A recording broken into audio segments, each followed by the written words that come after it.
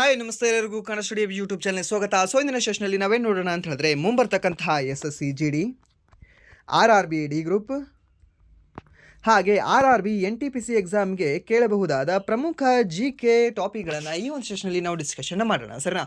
Means ಇದು ಈ ಒಂದು ಕ್ಲಾಸಲ್ಲಿ ಸ್ಪೆಸಿಫಿಕ್ ಆಗಿ ಒಂದೇ ಟಾಪಿಕ್ ಇರುತ್ತೆ ಅಂತಲ್ಲ. ನಿಮಗೆ ಮಿನಿಮಮ್ ಏನಿಲ್ಲಂದ್ರೂ ಸಹ ಒಂದು 7-8 ಟಾಪಿಕ್ಗಳಿದ್ದಾವೆ ಸರಿನಾ. ಆ ಒಂದು 7-8 ಟಾಪಿಕ್ಗಳ ಮೇಲೆ ನಾವು ಡಿಸ್ಕಷನ್ ಮಾಡೋಣ ಸರಿನಾ. ಮೀನ್ಸ್ ಯಾಕೆ ಅಂತಂದರೆ ಈ ಹೋದ ವರ್ಷ 2025ರಲ್ಲಿ SSC GD ಎಕ್ಸಾಮ್ ಏನಾಗಿದೆ ಅಲ್ವಾ, ಮೀನ್ಸ್ ಈ ಟಾಪಿಕ್ ಮೇಲೆ ಫೋಕಸ್ ಮಾಡ್ತಾ ಹೋಗಿದ್ದಾನೆ. ಓಕೆ, ನಿಮಗೆ ಸೆನ್ಸಸ್ ಮೇಲೆ ಫಿಕ್ಸ್ಡ್ ಪ್ರಶ್ನೆಗಳನ್ನು ಕೇಳ್ತಾ ಬಂದಿದ್ದಾನೆ. ಆ್ಯಂಡ್ ದೆನ್ ನೆಕ್ಸ್ಟ್ ಮತ್ತೆ ಯಾವುದ್ರ ಮೇಲೆ ಕೇಳಿದಾನೆ ನಿಮಗೆ, ದ್ಯಾಟ್ ಈಸ್ ಈ ಏನಂತ ಹೇಳ್ತೀವಿ, ಈ 1991 ಎಕನಾಮಿಕ್ ಪಾಲಿಸಿ ಮೇಲೆ ಕೇಳಿದ್ದಾನೆ.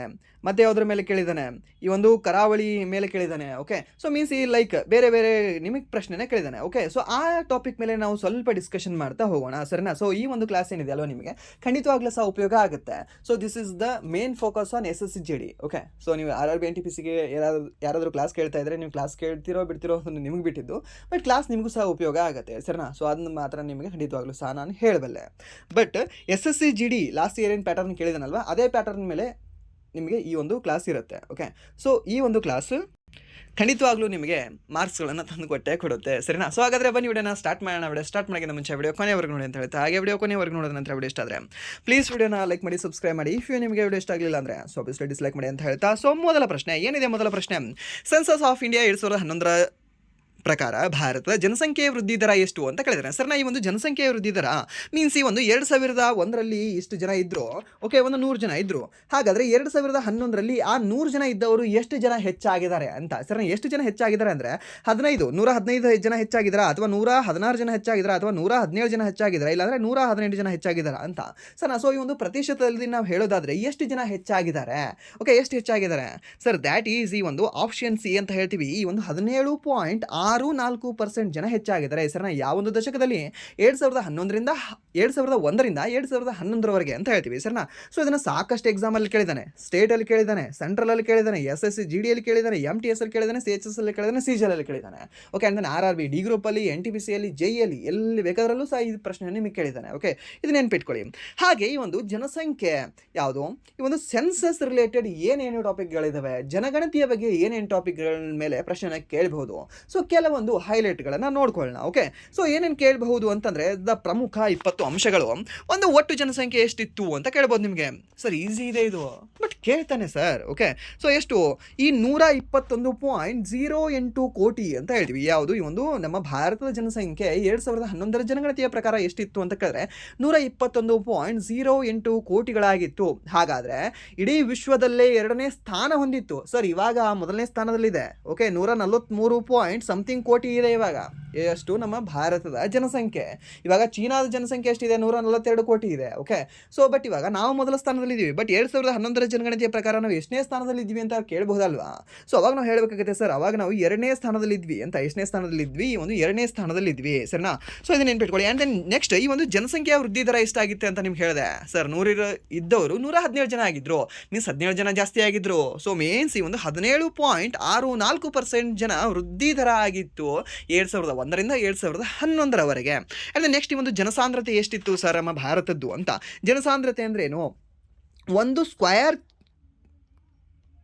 ಕಿಲೋಮೀಟ್ರಿಗೆ. ಓಕೆ, ಇನ್ ಕನ್ನಡದಲ್ಲಿ ಹೇಳೋದಾದ್ರೆ ಒಂದು ಚದರ ಕಿಲೋಮೀಟ್ರಿಗೆ. ಓಕೆ, ಹೀಗೆ ಉದ್ದ 1 ಕಿಲೋಮೀಟರ್, ಆ್ಯಂಡ್ ದೆನ್ ಹೀಗೆ ಅಗಲ 1 ಕಿಲೋಮೀಟರ್. ಎಷ್ಟು, 1 ಕಿಲೋಮೀಟರ್.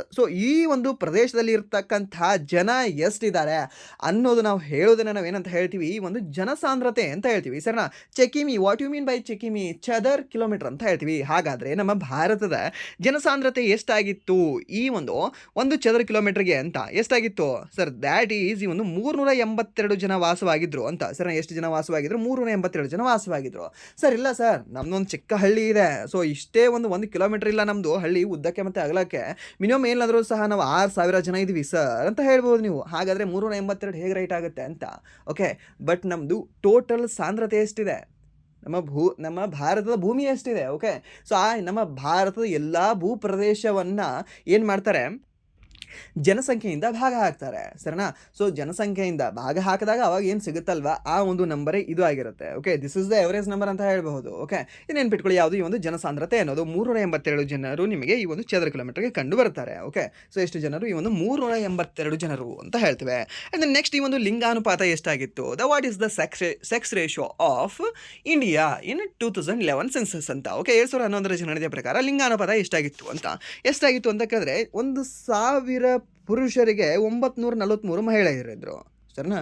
ಈಗ ಕೇಳಬೇಕು, 943 ಮಹಿಳೆಯರಿಗೆ 1,000 ಪುರುಷರಿದ್ರು ಅವಾಗ ಅಂತ ಹೇಳ್ಬೋದಲ್ವಾ? ಓಕೆ, ಸೊ ಮೀನ್ಸ್ ಒಂದು ಮೌಢ್ಯತೆ. ಸೊ ಹೆಣ್ಮಕ್ಳು ಅದು ಇದು ಖಾತೆ ಕವನ ಅಂತ ಇದೆಲ್ಲ ಸಹ ಹೇಗೆ ಮಹಿಳೆಯರನ್ನ ಮೀನ್ಸ್ ಈ ಒಂದು ಹೆಣ್ಣು ಶಿಶುಗಳನ್ನು ಕೊಲ್ತಾ ಇದ್ರು. ಸೊ ಅದಕ್ಕೆ ಒಂದು ಲಿಂಗಾನುಪಾತ ಕಡಿಮೆ ಆಗ್ತಾ ಇತ್ತು. ಓಕೆ, ಒಂದು ಹೇಗೆ ಅಂತಂದರೆ ಹೆಣ್ಣು ಸಿಗಲ್ಲ ಅಂತ ಹೇಳ್ತಿದ್ದಾರೆ ಗೊತ್ತಾ? ಸೊ ಮೀನ್ಸ್ ಯಾಕೆ ಹೆಣ್ಣು ಸಿಗಲ್ಲ ಅಂತಂದರೆ ಲಿಂಗಾನುಪಾತ ಕಡಿಮೆ ಇದೆ ರೀ ನಮ್ಮ ಭಾರತದ್ದು ಅಂತ ಇನ್ ಜನರಲ್ ಟರ್ಮಲ್ಲಿ. ಓಕೆ, ಹೆಣ್ಣು ಸಿಗಲ್ಲ, ಅದುವೇ ಯಾಕೆ ಹೆಣ್ಣು ಸಿಗ್ತಲ್ಲ ಸರಿ ಇವಾಗ. ಸೊ ಆದರೆ ಯಾಕೆ ಹೇಳ್ತಿದ್ದಾರೆ? ಆ ಲಿಂಗಾನುಪಾತ ಕಡಿಮೆ ಇದೆ. So that's why. Okay, so ನಮ್ಮ ಭಾರತ ಲಿಂಗಾನುಪಾತ ಎಷ್ಟಿತ್ತು ಈ ಒಂದು ಮಹಿಳೆಯರದು ಅಂತ ಕೇಳಿದ್ರೆ 943 ಇತ್ತು. ಸೊ ಪುರುಷರು ಎಷ್ಟಿದ್ರು ಅಂದರೆ 1,000 ಇದ್ರು, ಸರಿ? 1,000 ಪುರುಷರಿಗೆ 943 ಮಹಿಳೆಯರು ಅಂತ ಹೇಳ್ತೀವಿ, ಸರಿ? ಇದನ್ನು ನೆನ್ಪಿಟ್ಕೊಳ್ಳಿ. ಸೊ ಇದು ನಿಮಗೆ ಇಂಪಾರ್ಟೆಂಟ್ ಆಗುತ್ತೆ. ಆ್ಯಂಡ್ ದೆನ್ ಹಾಗಾದರೆ ಈ ಒಂದು ಸೆಕ್ಸ್ ರೇಷೋದಲ್ಲಿ ಅಥವಾ ಈ ಒಂದು ಲಿಂಗಾನುಪಾತದಲ್ಲಿ ಅತಿ ಹೆಚ್ಚಿಗೆ ಲಿಂಗಾನುಪಾತವನ್ನು ಕಂಡುಬರ್ತಕ್ಕಂಥ ಒಂದು ರಾಜ್ಯ ಯಾವುದು ಅಂತ? ಯಾವುದು ರಾಜ್ಯ ಸರ್? ಎಲ್ಲಿ ಸರ್ ಈ ಒಂದು ಶಿಕ್ಷಣ ಜಾಸ್ತಿ ಇರುತ್ತಲ್ವಾ, ಅಲ್ಲಿ ಬುದ್ಧಿವಂತರು ಇರ್ತಾರೆ ಜನ, ಅಲ್ಲಿ ಈ ಒಂದು ಮೌಢ್ಯತೆಗಳು ಇರುವುದಿಲ್ಲ ಮ್ಯಾಕ್ಸಿಮಮ್. ಸೊ ಯಾವ ರಾಜ್ಯ ಸರ್? ದ್ಯಾಟ್ ಈಸ್ ಈ ಒಂದು ಕೇರಳ ಅಂತ ಹೇಳ್ತೀವಿ, ಸರ್? ಈ ಒಂದು ಕೇರಳದಲ್ಲಿ ಅತಿ ಹೆಚ್ಚು ಲಿಂಗಾನುಪಾತ ನಿಮಗೆ ಕಂಡು ಬರ್ತಾ ಇತ್ತು ಯಾವಾಗ 2011 ಜನಗಣತಿಯ ಪ್ರಕಾರ. ಅಂಡ್ ಅತಿ ಕಡಿಮೆ ಎಲ್ಲಿ ಕಂಡು ಬರ್ತಾ ಇದೆ ಸರ್ ಅಂತ ಕೇಳಿದ್ರೆ, ಸರ್ ನಮ್ಮ ಕರ್ನಾಟಕವಾ ಅಥವಾ ತಮಿಳುನಾಡ? ಅಲ್ಲ ಸರ್, ಎರಡೂ ಸಹ ಅಲ್ಲ. ಯಾವುದು ಅಂದರೆ ಈ ಒಂದು ಹರಿಯಾಣ ಅಂತ ಹೇಳ್ತೀವಿ, ಸರ್. ನೆನ್ಪಿಟ್ಕೊಳ್ಳಿ, ಫಸ್ಟ್ ಆ್ಯಂಡ್ ಲಾಸ್ಟ್ ನೆನ್ಪಿಟ್ಕೊಳ್ಳಿ, ಹರಿಯಾಣ. ಓಕೆ, ಸರ್ ಫಸ್ಟ್ ಯಾವುದು ಅಂದರೆ ಈ ಒಂದು ಕೇರಳ, ಆ್ಯಂಡ್ ದೆನ್ ಲಾಸ್ಟ್ ಯಾವುದು ಅಂತ ಕೇಳಿದ್ರೆ ಒಂದು ಹರಿಯಾಣ ಅತಿ ಹೆಚ್ಚು ಮತ್ತು ಕಡಿಮೆ ಲಿಂಗಾನುಪಾತವನ್ನು ಹೊಂದಿರತಕ್ಕಂಥ ರಾಜ್ಯಗಳಾಗಿದ್ವು ಅಂತ. ಆ್ಯಂಡ್ ನೆಕ್ಸ್ಟ್ ಈ ಒಂದು ಲಿಂಗಾನುಪಾತ, ಯಾವ ಲಿಂಗಾನುಪಾತ? ಶಿಶು ಲಿಂಗಾನುಪಾತ. ಸರ್ ಶಿಶು ಲಿಂಗಾನುಪಾತ ಅಂದರೆ ಏನು ಸರ್? ಇವಾಗ ಈ 6 ವರ್ಷದ ನಂತರ, ಓಕೆ, 6 ವರ್ಷದ ನಂತರ ಸಾಯೋವರೆಗೂ ಎಷ್ಟಾದರೂ ಅವ್ರು ಬದುಕಲಿ, 100 ಬದುಕಲಿ, ಇಲ್ಲಾಂದರೆ 270 ಬದುಕಲಿ. ಓಕೆ, ಸೊ ಎಷ್ಟನ್ನೆಲ್ಲಾದರೂ ಬದುಕಲಿ. ಸೊ ಅವರ ಒಂದು ಲಿಂಗಾನುಪಾತವನ್ನು ನಾವು ಹೇಳೋದಾದರೆ, ಆ್ಯಂಡ್ ದೆನ್ ಅದಕ್ಕಿಂತ ಮುಂಚೆ ಇರೋದನ್ನು ಸಹ ನಾವು ಲಿಂಗಾನುಪಾತವನ್ನು ಕನ್ಸಿಡರ್ ಮಾಡಿದ್ರೆ ಇದರಲ್ಲಿ ಹೇಳ್ತೀವಿ. ಬಟ್ ಈ ಒಂದು ಶಿಶು ಲಿಂಗಾನುಪಾತ ಅಂದರೆ ಏನು ಅಂದರೆ ಈ 0ಇಂದ ಮೀನ್ಸ್ ಇವತ್ತು ಹುಟ್ಟಿದೆ ಕೂಸು, ಓಕೆ, ಇಲ್ಲಿಂದ ಅವರು 6 ವರ್ಷ ಆಗೋದ್ರೊಳಗೆ ಅವರು ಬದುಕಿದಾರಾ ಅಥವಾ ಅವ್ರು ಏನಾದರೂ ಕಾರಣಾಂತರಗಳಿಂದ ಮೀನ್ಸ್ ಅವ್ರು ಏನಾದರೂ ಡೆತ್ ಆಗಿದ್ದಾರಾ, ಇಲ್ಲ ಅಂದರೆ ಹುಷಾರಿಲ್ಲದೆ ಡೆತ್ ಆಗಿರೋ ವಾಟ್ ಎವರ್. ಸೊ ಅವರ ಒಂದು ಲಿಂಗಾನುಪಾತವನ್ನು ಕನ್ಸಿಡರ್ ಮಾಡ್ಕೊಳ್ತಾರೆ, ಸರ್. ಅವರ ಒಂದು ಲಿಂಗಾನುಪಾತ ಎಷ್ಟಿತ್ತು ಅಂತ ಕೇಳಿದ್ರೆ 919 ಇತ್ತು. ಎಷ್ಟು? 919 ಲಿಂಗಾನುಪಾತ ಇತ್ತು. ಎಷ್ಟು ಜನ ಹುಡುಗರಿಗೆ ಅಂತ ಕೇಳಿದ್ರೆ 100,000 ಜನ ಹುಡುಗರಿಗೆ. ಓಕೆ, 1000 ಜನ ಚಿಕ್ಕ ಹುಡುಗರಿಗೆ 919 ಚಿಕ್ಕ ಹುಡುಗಿಯರಿದ್ರು, ಸರಿನಾ? ಮೀನ್ಸ್ ಈ ಒಂದು ಶಿಶುಗಳು ಇತ್ತು ಅಂತ ನೀವು ಹೇಳಬೇಕಾಗತ್ತೆ, ಸರಿನಾ? ಇದನ್ನು ನೆನ್ಪಿಟ್ಕೊಳ್ಳಿ. ಶಿಶು ಲಿಂಗಾನುಪಾತ ಎಷ್ಟಿದೆ ಅಂತಂದರೆ ಈ ಒಂದು 919 ಇತ್ತು. ಎಷ್ಟಕ್ಕೆ ಅಂತ ಕೇಳಿದ್ರೆ 1,000ಕ್ಕೆ. ಎಷ್ಟಕ್ಕೆ? ಈ ಒಂದು 1,000ಕ್ಕೆ. ಎಷ್ಟರಿಂದ ಇಷ್ಟು ವರ್ಷದ ಒಂದು ವರ್ಷ ಅಂತ ಕೇಳಿದ್ರೆ 0ಇಂದ 6 ವರ್ಷ ಅಂತ ನೀವು ಹೇಳಬೇಕಾಗತ್ತೆ. ಆ್ಯಂಡ್ ದೆನ್ ನೆಕ್ಸ್ಟ್ ಈ ಒಂದು ಸಾಕ್ಷರತಾ ದರ ಸರ್. ನಮ್ಮ ಸಾಕ್ಷರತೆ ಎಷ್ಟಾಗಿತ್ತು? 100ರಲ್ಲಿ ಎಷ್ಟು ಜನ ಕಲ್ತಿದ್ರು ಅಂತ? ಎಷ್ಟು ಜನ ಕಲ್ತಿದ್ರು ಸರ್? ಇವಾಗ 100 ಜನ ಇದ್ದಾರೆ ಅಂತಂದರೆ 100ರಲ್ಲಿ 74 ಜನ ಕಲ್ತಿದ್ರು ನೋಡಿ ಸರ್, ಯಾವಾಗ 2011 ಜನಗಣತಿಯ ಪ್ರಕಾರ. ಬಟ್ ಇವಾಗ 100ಕ್ಕೆ 100 ಜನ ಸಹ ಕಲ್ತಿದ್ರು ಸಹ ಬುದ್ಧಿ ಇಲ್ಲದೆ ಇರೋ ಥರ ಆಡ್ತಿರ್ತಾರೆ. ಓಕೆ, ಬಟ್ ಹಳೆ ಕಾಲದಲ್ಲಿ ದ ಲಿಟ್ರಸಿ ರೇಟ್ ಕಡಿಮೆ ಇದ್ರೂ ಸಹ ದ ಬುದ್ಧಿವಂತಿಕೆ ಜಾಸ್ತಿ ಇರ್ತಿತ್ತು. ಓಕೆ, ಬಟ್ ಇಲ್ಲಿ ನಾವು ನೋಡುವ ಏನಿದೆ, ದ ಲಿಟ್ರಸಿ ರೇಟ್ ಎಷ್ಟಿತ್ತು ಸರ್? 74%. ಮೀನ್ಸ್ 100ರಲ್ಲಿ 74 ಜನ ಏನಿದ್ದಾರೆ ಅಲ್ವಾ ಕಲ್ತವರಾಗಿದ್ದರು. ಸೊ ಇನ್ನೂ 26 ಜನ ಏನಾಗಿರ್ತಿದ್ರು? ಇವರು ನಮ್ಮ ದೇಶದ ರಾಜಕಾರಣಿಗಳೇ ಆಗಿರ್ತಿದ್ರು. ಓಕೆ, ಬಟ್ ಇಲ್ಲಿ ನಾವು ನೆನ್ಪಿಟ್ಕೊಳ್ಳೋಣ 74 ಜನ ಏನಿದ್ರು ಅಂತಂದರೆ ಈ ಒಂದು ಲಿಟ್ರಸಿ ರೇಟನ್ನು ಹೊಂದಿರತಕ್ಕಂಥ ಜನಗಳಾಗಿದ್ರು ಅಂತ. ಅಂದರೆ ನೆಕ್ಸ್ಟ್ ಈ ಒಂದು ಪುರುಷರು ಎಷ್ಟು ಕಲ್ತಿದ್ರು ಅಂತ. ಓಕೆ, ಇವಾಗ 100 ಜನ ಪುರುಷರು ಇದ್ದಾರೆ ಅಪ್ಪ. ಆ 100 ಜನ ಪುರುಷರಲ್ಲಿ ಎಷ್ಟು ಜನ ಕಲ್ತಿದ್ದಾರೆ ಅಂದರೆ 82 ಜನ ಕಲ್ತಿದ್ದಾರೆ. ಬಟ್ ಅದೇ 100 ಜನ ಮಹಿಳೆಯರಲ್ಲಿ ಎಷ್ಟು ಕಲ್ತಿದ್ದಾರೆ ಅಂತ ಕೇಳಿದ್ರೆ 65 ಜನ ಮಹಿಳೆಯರು ಮಾತ್ರ ಕಲ್ತಿದ್ದಾರೆ. ಬಿಕಾಸ್ ಯಾಕೆ ಇನ್ನೂ ಅರ್ಧ ಮಹಿಳೆಯರು ಕಲ್ತಿಲ್ಲ? ಯಾಕಂದರೆ ಅದೇ ಮೌಢ್ಯತೆ. ಓಕೆ, ಮೀನ್ಸ್ ಹೆಣ್ಮಕ್ಳನ್ನ ಶಾಲೆ ಕಲಿಸ್ಬಾರ್ದು. ಸೊ ಅವ್ರೇನು ಮಾಡ್ತಾರೆ ಅಂತ. ಓಕೆ, ಸೊ ಇಷ್ಟೆಲ್ಲ ಸಹ ಆಗಿತ್ತು. ಓಕೆ, ಸೊ ಅದಕ್ಕೆ ಒಂದು 65% ಮಾತ್ರ ಈ ಒಂದು ಲಿಟ್ರಸಿ ರೇಟ್ ಕಂಡು ಬರ್ತಾ ಇತ್ತು ಯಾವಾಗ ಈ ಒಂದು 2011 ಜನಗಣತಿಯ ಪ್ರಕಾರ. ಆ್ಯಂಡ್ ನೆಕ್ಸ್ಟ್ ಈ ಒಂದು ಅತ್ಯಧಿಕ ಜನಸಂಖ್ಯೆಯ ರಾಜ್ಯ ಯಾವುದಾಗಿತ್ತು ಅಂತ? ಯಾವ ಸರ್ ಇದು? ಅತಿ ಹೆಚ್ಚು ರಾಜ್ಯ ಸರ್ ಉತ್ತರ ಪ್ರದೇಶ. ಅಂದರೆ ಅತಿ ಕಡಿಮೆ ಜನಸಂಖ್ಯೆ ಯಾವುದು ಅಂದರೆ ಒಂದು ಸಿಕ್ಕಿಂ ಅಂತ ಹೇಳ್ತೀವಿ. ಆ್ಯಂಡ್ ನಿಮ್ಗೆ ಗೊತ್ತಿರಲಿ ಒಂದು ಸಿಕ್ಕಿಂನ ಒಂದು ವಿಶೇಷತೆ, the first organic state in our country ಅಂತ ಹೇಳ್ತೀವಿ. ಯಾವುದು? ನಮ್ಮ ಭಾರತ ದೇಶದ ಮೊದಲ ಸಾವಯವ ರಾಜ್ಯ ಯಾವುದು ಅಂತ ಕೇಳಿದ್ರೆ ಸಾವಯವ ಕೃಷಿ ರಾಜ್ಯ ಯಾವುದು ಅಂತ ಕೇಳಿದ್ರೆ ಸರ್ ದ್ಯಾಟ್ ಈಸ್ ಈ ಒಂದು ಅತಿ ಕಡಿಮೆ ಜನಸಂಖ್ಯೆಯನ್ನು ಹೊಂದಿರತಕ್ಕಂಥ ಸಿಕ್ಕಿಂ ರಾಜ್ಯ ಅಂತ ಹೇಳ್ತೀವಿ. ಆ್ಯಂಡ್ ಈ ಒಂದು ಸಿಕ್ಕಿಂ ರಾಜ್ಯದ ಮುಖ್ಯಮಂತ್ರಿ ಯಾರು ಸರ್? ಪೇಮಾ ಖಂಡು ಅಂತ ಹೇಳ್ತೀವಿ. ಸರ್ ಯಾರು? ಈ ಒಂದು ಪೇಮಾ ಖಂಡು ಅವರು. ನೆನ್ಪಿಟ್ಕೊಳ್ಳಿ, ಪೇಮಾ ಖಂಡು ಅವರು. ಓಕೆ, ಪೇಮಾ ಖಂಡು ಅವರ ಪ್ರೇಮ್ ಸಿಂಗ್ ತಮಾಂಗ್ ಅವರ. ಓಕೆ, ಸ್ವಲ್ಪ ಕನ್ಫ್ಯೂಷನ್ ಆಗಿದೆ, ನೀವು ಒಂದು ಸೆಕೆಂಡ್ ನೋಡ್ಕೊಳ್ಳಿ. ಸೇಮ್ ಇದೆ ಅಲ್ವಾ ನೇಮು? ಸೊ ಸ್ವಲ್ಪ ಕನ್ಫ್ಯೂಷನ್ ಆಯ್ತು ಅನ್ಸುತ್ತೆ. ಪ್ರೇಮ್ ತಮಾಂಗ್ ಅನ್ಸುತ್ತೆ. ಓಕೆ, ಸೊ ಪ್ರೇಮ್ ಅವರೇ ಓಕೆ, ಪ್ರೇಮ್ ಸಿಂಗ್ ತಮಾಂಗ್. ಅಂದರೆ ನೆಕ್ಸ್ಟ್ ಅತ್ಯಧಿಕ ಜನಸಾಂದ್ರತೆ ರಾಜ್ಯ ಯಾವುದು ಅಂತ ಹೇಳಿದ್ರೆ sir that is Bihar. Okay, so means ಈ ಒಂದು ಚದರ ಕಿಲೋಮೀಟರ್ಗೆ ಅತಿ ಹೆಚ್ಚು ಜನಸಂಖ್ಯೆಯನ್ನು ಹೊಂದಿರತಕ್ಕಂಥ ರಾಜ್ಯ ಯಾವುದು ಅಂತ ಹೇಳಿದ್ರೆ ಸರ್ ದ್ಯಾಟ್ ಈಸ್ ಈ ಒಂದು ಬಿಹಾರ. ಅದನ್ನು ಅತಿ ಕಡಿಮೆ ಯಾವುದು ಸರ್ ದ್ಯಾಟ್ ಈಸ್ ಈ ಒಂದು ಅರುಣಾಚಲ ಪ್ರದೇಶ ಅಂತ ಹೇಳ್ತೀವಿ. ಸರ್ ಇಲ್ಲ ಸರ್ ದೆಹಲಿ ಅಂತ ಹೇಳಿದ್ದೆ ಸರ್, ನಾನು ದೆಹಲಿ ಅಂತ ಓದಿದ್ದೆ. ಹೌದು, ಇಡೀ ನಿಮಗೆ ಈ ಒಂದು ಕೇಂದ್ರಾಡಳಿತ ಪ್ರದೇಶ ಮತ್ತು ರಾಜ್ಯಗಳು ಅಂತ ಕೊಟ್ಟರೆ ಅವಾಗ ನೀವು ಹೇಳಬೇಕಾಗತ್ತೆ ದೆಹಲಿ ಅಂತ ಹೇಳಬೇಕಾಗತ್ತೆ. ಓಕೆ, 11,000 ಪ್ಲಸ್ ಏನೋ ಇದೆ ಅಲ್ಲಿ, ಬಟ್ ಇಲ್ಲಿ 1,000 ಸಮಥಿಂಗ್ 1100 ಸಮಥಿಂಗ್ ಇದೆ ಇಲ್ಲಿ ಎಲ್ಲಿ ಒಂದು ಬಿಹಾರದಲ್ಲಿ. ಬಟ್ ರಾಜ್ಯಗಳು ಅಂತ ಹೇಳಿದ್ರೆ ಬಿಹಾರ, ಬಟ್ ನಿಮಗೆ ಏನಾದರೂ ಈ ಒಂದು ಕೇಂದ್ರಾಡಳಿತ ಪ್ರದೇಶ ಅಂತ ಕೊಟ್ಟರೆ ಅವಾಗ ಹೇಳಬೇಕಾಗುತ್ತೆ ದೆಹಲಿ ಅಂತ ಹೇಳಬೇಕಾಗುತ್ತೆ. ಹೆಸರನ್ನ ಯಾವುದೇ ಒಂದು ದೆಹಲಿ ನೆನ್ಪಿಟ್ಕೊಳ್ಳಿ. ಓಕೆ, ಆ್ಯಂಡ್ ನೆಕ್ಸ್ಟ್ ಅತಿ ಕಡಿಮೆ ಯಾವುದು ಅಂದರೆ ಒಂದು ಅರುಣಾಚಲ ಪ್ರದೇಶ. ಅರುಣಾಚಲ ಪ್ರದೇಶದಲ್ಲಿ ಒಂದು ಚದರ ಕಿಲೋಮೀಟರ್ಗೆ ಎಷ್ಟು ಜನ ಇದ್ದಾರೆ ಅಂದರೆ ನೀವು ಶಾಕ್ ಆಗ್ತೀರಾ. ಎಷ್ಟು ಜನ ಇದ್ದಾರೆ? ಜಸ್ಟ್ 17 ಜನ ಇದ್ದಾರೆ. ಓಕೆ, ಇಲ್ಲಿ ಒಂದು ಅರುಣಾಚಲ ಪ್ರದೇಶದಲ್ಲಿ ಯಾಕೆ ಸರ್ 17 ಜನ ಇದ್ದಾರೆ ಅಂತ ಕೇಳಿದ್ರೆ ಅಲ್ಲಿ ಅರಣ್ಯ ಜಾಸ್ತಿ ಇದೆ. ಸೊ ಮೀನ್ಸ್ ಕಡಿಮೆ ಜನ ಅಲ್ಲಿ ಗುಡ್ಗಾಡದಲ್ಲಿ ಎಲ್ಲೋ ಒಂದು 20 ಜನ 50 ಜನ, ಸೊ ಇಷ್ಟೇ ಹಳ್ಳಿಗಳು ಕಂಡು ಬರ್ತವೆ ಅಲ್ಲಿ, ಸರಿನಾ? ಸೊ ಅದಕ್ಕೆ ಅಲ್ಲಿ ಅತಿ ಕಡಿಮೆ ಜನಸಾಂದ್ರತೆಯನ್ನು ಹೊಂದಿದೆ. ಓಕೆ, ಸೊ ಅದನ್ನ ನೆನ್ಪಿಟ್ಕೊಳ್ಳಿ. ಆ್ಯಂಡ್ ದೆನ್ ಇಲ್ಲಿ ನೀವು ಕರ್ನಾಟಕದಲ್ಲಿ ನೋಡಿ, ಈ ಉತ್ತರ ಕರ್ನಾಟಕದಲ್ಲಿ ಆ್ಯಂಡ್ ನೀವು ಒಂದು ದಕ್ಷಿಣ ಕರ್ನಾಟಕದಲ್ಲಿ ಇರ್ತಕ್ಕಂತಹ ಈ ಜನಸಾಂದ್ರತೆಯನ್ನು ಕಂಪೇರ್ ಮಾಡಿದ್ರೆ ಮಲೆನಾಡಲ್ಲಿ ಎಷ್ಟು ಜನಸಾಂದ್ರತೆ ಇಲ್ಲ. ಬಿಕಾಸ್ ಯಾಕಂದರೆ ಅಲ್ಲಿ ಜಾಸ್ತಿ ಈ ಒಂದು ಮರ ಗಿಡಗಳು ಕಂಡುಬರ್ತವೆ, ಅತಿ ಹೆಚ್ಚು ಅರಣ್ಯ ಕಂಡುಬರುತ್ತೆ. ಸೊ ಅದಕ್ಕೆ ಅಲ್ಲಿ ಈ ಒಂದು ಜನಸಾಂದ್ರತೆ ಕಡಿಮೆ ಇದೆ ಇಲ್ಲಿ ಒಂದು ಮಲೆನಾಡು ಜಿಲ್ಲೆಗಳಲ್ಲಿ ಅಲ್ವಾ. ಸೊ ಹಾಗೆ ಇಲ್ಲಿ ಸಹ ಒಂದು ಜನಸಾಂದ್ರತೆ ಕಡಿಮೆ ಆಗಿದೆ. ಆ್ಯಂಡ್ ನೆಕ್ಸ್ಟ್ ಈ ಒಂದು ಅತ್ಯಧಿಕ ಸಾಕ್ಷರತೆ ಯಾವುದು ಸರಿ? ಒಂದು ಕೇರಳ. ಎಷ್ಟಾಗಿದೆ ಸರಿ ಒಂದು ಕೇರಳದಲ್ಲಿ ಕಲ್ತವರು ಅಂತ ಕೇಳಿದ್ರೆ 193 ಜನ ಕಲ್ತಿದ್ದಾರೆ ನೋಡಿ. ಎಷ್ಟು? 193 ಜನ. ನಮ್ಮ ಭಾರತ ದೇಶದಲ್ಲಿ ಓವರಾಲ್ ಎಷ್ಟು ಜನ ಕಲ್ತಿದ್ರು ಸರ್? 74 ಜನ ಮಾತ್ರ ಕಲ್ತಿದ್ರು ಸರ್. ಪುರುಷರೆಷ್ಟು ಸರ್? 82 ಸರ್. ಮಹಿಳೆಯರೆಷ್ಟು ಸರ್? 65 ಸರ್. ಮರ್ತಿಲ್ಲಲ್ವಾ? ಓಕೆ, ಗುಡ್, ಮರ್ತಿಲ್ಲ. ಆ್ಯಂಡ್ ನೆಕ್ಸ್ಟ್ ಅತಿ ಕಡಿಮೆ ಸಾಕ್ಷರತೆ ರಾಜ್ಯ ಯಾವುದು ಅಂತ ಕೇಳಿದ್ರೆ ಬಿಹಾರ. ಆ್ಯಂಡ್ ನೆಕ್ಸ್ಟ್ ಅತ್ಯಧಿಕ ಲಿಂಗಾನುಪಾತವನ್ನು ಹೊಂದಿರತಕ್ಕಂಥ ರಾಜ್ಯ ಯಾವುದು ಅಂತ ಕೇಳಿದ್ರೆ 1084 ಕೇರಳ. ಮೀನ್ಸ್ 1,000 ಪುರುಷರಿಗೆ 1,084 ಮಹಿಳೆಯರಿದ್ದಾರೆ. ಯಾರ್ಯಾರಿಗೆ ಹೆಣ್ಣು ಸಿಗ್ತಿಲ್ಲ ಅಲ್ವಾ, ಹೆಣ್ಣು ಸಿಗದೆ ಸುಸೈಡ್ ಮಾಡ್ಕೊಳ್ತಿದ್ದಾರೆ ನಮ್ಮ ಕರ್ನಾಟಕದಲ್ಲಿ ಸಾಕಷ್ಟು ಜನ. ಸೊ ಅವರೆಲ್ಲರೂ ಸಹ ನೀವು ಕೇರಳಕ್ಕೆ ಹೋದರೆ ನಿಮ್ಗೆ ಮದುವೆ ಆಗುತ್ತೆ. ಓಕೆ, ಸೊ ಯಾಕೆಂದರೆ ಅಲ್ಲಿ 84 ಜನ ಇನ್ನೂ ಖಾಲಿ ಇದ್ದಾರೆ. ಓಕೆ, ಮೀನ್ಸ್ ಜಾಸ್ತಿ ಇದ್ದಾರೆ ಅಲ್ಲಿ. ಓಕೆ, ಸೊ ಅದಕ್ಕೆ ಈ ಒಂದು ಕೇರಳದ ಲಿಂಗಾನುಪಾತ ಎಷ್ಟಿದೆ ಅಂದರೆ 1084 ಇದೆ. ಓಕೆ, ಇದನ್ನ ನೆನ್ಪಿಟ್ಕೊಳ್ಳಿ. ಆ್ಯಂಡ್ ನೆಕ್ಸ್ಟ್ ಅತಿ ಕಡಿಮೆ ಲಿಂಗಾನುಪಾತ ಹೊಂದಿರತಕ್ಕಂಥ ರಾಜ್ಯ ಯಾವುದು ಸರ್? ದ್ಯಾಟ್ ಈಸ್ ಈ ಒಂದು ಹರಿಯಾಣ ಅಂತ ಹೇಳ್ತೀವಿ. ಯಾವುದೇ ಒಂದು ಹರಿಯಾಣ ರಾಜ್ಯ ಅತಿ ಕಡಿಮೆ ಲಿಂಗಾನುಪಾತವನ್ನು ಹೊಂದಿರತಕ್ಕಂಥ ರಾಜ್ಯವಾಗಿದೆ. ಅದೇ ನಗರದ ಜನಸಂಖ್ಯೆ ಎಷ್ಟಾಗಿದೆ ಸರ್ ಅಂತ. ಓಕೆ, ಸೊ ಇವಾಗ 100 ಜನ ಇದ್ದಾರೆ ನಮ್ಮ ಭಾರತ ದೇಶದಲ್ಲಿ. 100 ಜನದಲ್ಲಿ ಹಳ್ಳಿಯಲ್ಲಿ ಎಷ್ಟು ಜನ ವಾಸ ಮಾಡ್ತಿದ್ದಾರೆ, ಈ ಒಂದು ಸಿಟಿಯಲ್ಲಿ ಎಷ್ಟು ಜನ ವಾಸ ಮಾಡ್ತಿದ್ದಾರೆ ಅಂತ. ಸರ್ ಹಳ್ಳಿಯಲ್ಲಿ 31 ಜನ ವಾಸ ಮಾಡ್ತಿದ್ರೆ ಈ ಒಂದು ಸಿಟಿಯಲ್ಲಿ ಎಷ್ಟು ಅಂತ ಕೇಳಿದ್ರೆ ಸರ್ ದ್ಯಾಟ್ ಈಸ್ ಈ 68%. ಓಕೆ, 68% ಜನ ಸಿಟಿಯಲ್ಲಿ ಯಾವುದು ಹಳ್ಳಿಯಲ್ಲಿ ವಾಸ ಮಾಡ್ತಿದ್ದಾರೆ. ಇದು ಹಳ್ಳಿದು, ಇದು ಸಿಟಿದು. ಓಕೆ, ಸೊ ಹಳ್ಳಿಯಲ್ಲಿ 31%, ಹಳ್ಳಿಯಲ್ಲಿ 68% ಆ್ಯಂಡ್ ದೆನ್ ಈ ಒಂದು ಸಿಟಿಯಲ್ಲಿ 31% ಅಂತ ಹೇಳ್ತೀವಿ. ಓಕೆ, ಸೊ ಇದನ್ನು last SSC GD and then RRB NTPC and then RPF ಎಕ್ಸಾಮಲ್ಲಿ ಜಾಸ್ತಿ ಫೋಕಸ್ ಮಾಡಿದ್ದಾನೆ ಇದನ್ನು, ಈ ಒಂದು ಕ್ವಶನ್ನ. ಓಕೆ, ಯಾವುದು ಈ ಒಂದು ನಗರ ಜನಸಂಖ್ಯೆ ಎಷ್ಟು ಪರ್ಸೆಂಟ್ ಅಂತ, ಎಷ್ಟು ಅಂದರೆ ಒಂದು 31.16 ಅಂತ ಹೇಳ್ತೀವಿ. ಆ್ಯಂಡ್ ದೆನ್ ಈ ಒಂದು ಹಳ್ಳಿ ಜನಸಂಖ್ಯೆ ಎಷ್ಟು ಅಂತ ಹೇಳಿದ್ರೆ 62 ಪಾಯಿಂಟ್ ಸಮಥಿಂಗ್ ಎಷ್ಟು ಬರುತ್ತೆ ನಿಮಗೆ? 62.84. ಓಕೆ, ಸೊ ಅದನ್ನು ನೆನ್ಪಿಟ್ಕೊಳ್ಳಿ. ಆ್ಯಂಡ್ ನೆಕ್ಸ್ಟ್ ಒಂದು ಗ್ರಾಮೀಣ ಜನಸಂಖ್ಯೆ ಎಷ್ಟಿದೆ? ಓಕೆ, ಇಲ್ಲಿದೆ ನೋಡಿ 68.84. ಓಕೆ, ಕರೆಕ್ಟ್ ಹೇಳಿದ್ದೀನಲ್ವಾ? ಮೈನಸ್ ಮಾಡಿದೆ. ಓಕೆ, 68.84% ಗ್ರಾಮೀಣ ಜನಸಂಖ್ಯೆ ಕಂಡು ಬರ್ತಾ ಇದೆ. ಆ್ಯಂಡ್ ನೆಕ್ಸ್ಟ್ ಈ ಒಂದು ದೊಡ್ಡ ನಗರಗಳಲ್ಲಿ ಮೆಗಾ ಸಿಟಿಗಳು ಯಾವುದು ಅಂತ ಕೇಳಿದ್ರೆ ಮೆಗಾ ಸಿಟಿಗಳಲ್ಲಿ ಅತಿ ಹೆಚ್ಚು ಜನಸಂಖ್ಯೆಯನ್ನು ಹೊಂದಿರತಕ್ಕಂಥ ನಗರ ಯಾವುದು ಅಂದರೆ ಮುಂಬೈ ನಗರ. ಆ್ಯಂಡ್ ದೆನ್ ಈ ಒಂದು SC ಎಷ್ಟು ಜನಸಂಖ್ಯೆ ಕಂಡು ಬರ್ತಾ ಇತ್ತು ಅಂತ. ನಮ್ಮ ಭಾರತ ದೇಶದಲ್ಲಿ ಏನಾದರೂ 100 ಜನ ಇದ್ದಾರೆ ಅಂತಂದರೆ 100 ಜನದಲ್ಲಿ SC 16 ಜನ ಇದ್ದರು. ಆ್ಯಂಡ್ ದೆನ್ ಈ ಒಂದು ST 8 ಜನ ಇದ್ದರು. ಓಕೆ, ಇಷ್ಟು ಜನ ಈ ಒಂದು 8 ಜನ ST ಆ್ಯಂಡ್ ದೆನ್ SC 16 ಜನ. ಏನಿಲ್ಲ 8 2 16 ಅಂತ ನೆನ್ಪಿಟ್ಕೊಳ್ಳಿ, ಈಸಿಯಾಗಿ ನೆನಪಿಳಿತದೆ. ಆ್ಯಂಡ್ ದೆನ್ ನೆಕ್ಸ್ಟ್ ಈ ಒಂದು ಜನಸಂಖ್ಯೆ ಪ್ರಥಮ ಸ್ಥಾನ ರಾಜ್ಯಗಳು ಎಷ್ಟು ಅಂತ. ಸರ್ ನಾ ಈ ಒಂದು ಟಾಪ್ 3 ಜನಸಂಖ್ಯೆಯನ್ನು ಹೊಂದಿರತಕ್ಕಂಥ ರಾಜ್ಯಗಳು ಯಾವ್ಯಾವ sir? First Uttar Pradesh, second Maharashtra, third Bihar. Okay, so ಇಲ್ಲಿ ದ ಮೆಜಾರಿಟಿ ಯಾರ್ದಿದೆ? ದ ನಾರ್ತ್ ಈಸ್ಟ್ದೇ ಇದೆ ನೋಡಿ. ಓಕೆ, ಸೊ ಯಾಕೆ ಅಂದರೆ ಇಲ್ಲಿ ಒಂದು ಮಾತ್ರ ದ ವೆಸ್ಟರ್ನ್ ಇಂಡಿಯಾ ಅಂತ ಬಂದರೆ ಸೊ ಇದನ್ನು ನೀವು ಕಂಪೇರ್ ಮಾಡಿದ್ರೆ ಯಾವುದಾಗುತ್ತೆ? 2 ಸಹ ಮೇಲೆ ಇದಾವಲ್ವಾ, ನಾರ್ತಲ್ಲಿ ಇದಾವಲ್ವಾ. ಸೊ ಆ ರೀತಿ ಸಹ ನಿಮಗೆ ಪ್ರಶ್ನೆ ಕೇಳ್ತಾನೆ. ಆ್ಯಂಡ್ ನೆಕ್ಸ್ಟ್ ಪ್ರಶ್ನೆ, ಒಂದು 1991ರಲ್ಲಿ ಭಾರತದಲ್ಲಿ ಪರಿಚಯಿಸಲಾದ LPG ಮಾದರಿಯ ಎಲ್ ಎಂದರೇನು ಅಂತ ಕೇಳಿದಾನೆ. ಓಕೆ, ಒಂದು LPG ಬಂತು ಸರ್ 1991ರಲ್ಲಿ. ಹಾಗಾದರೆ ಎಲ್ನ ಒಂದು ವಿಸ್ತೃತ ರೂಪ ಏನು ಅಂತ. ಲಿಬರಲೈಸೇಷನ್, ಲೋಕಲೈಸೇಷನ್, ಲೆಜಿಸ್ಟಲೈಸೇಷನ್ ಆ್ಯಂಡ್ ದೆನ್ ಈ ಒಂದು ಲೆವರೈಸೇಷನ್ ಅಂತ ಕೊಟ್ಟಿದ್ದಾನೆ. ಯಾವುದಾಗುತ್ತೆ ಸರ್ ಇಲ್ಲಿ? ಸರಿ ಉತ್ತರ ಯಾವುದಂದ್ರೆ ಈ ಒಂದು LPG ಫುಲ್ ಫಾರ್ಮ್ ನೆನ್ಪಿಟ್ಕೊಳ್ಳಿ.